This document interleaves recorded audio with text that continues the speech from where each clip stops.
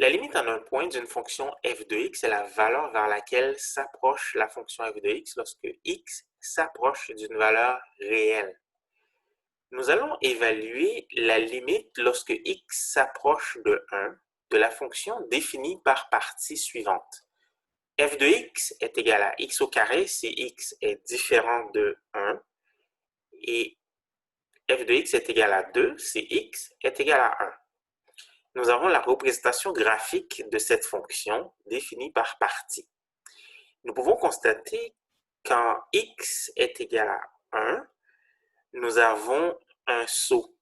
Donc, on a la valeur de f de x qui est égale à 2. Que se passe-t-il lorsqu'on s'approche de plus en plus de 1?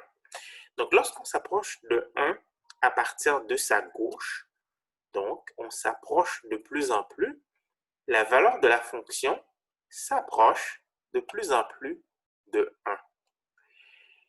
Donc, nous pouvons écrire que la limite de la fonction lorsque x tend vers 1 moins est égale à 1.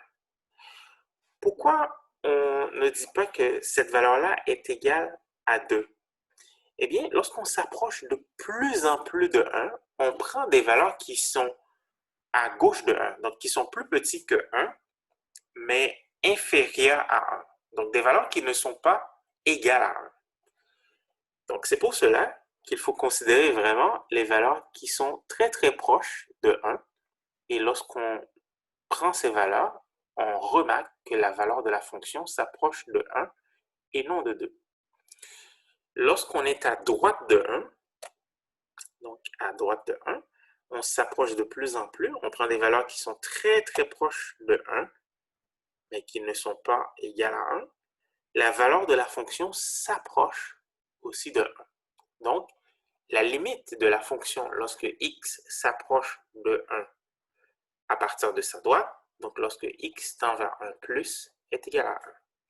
Étant donné que la valeur de la limite à gauche est égale à la valeur de la limite à droite, nous pouvons conclure que la limite de la fonction lorsque x s'approche de 1 ou lorsque x tend vers 1 est égale à 1.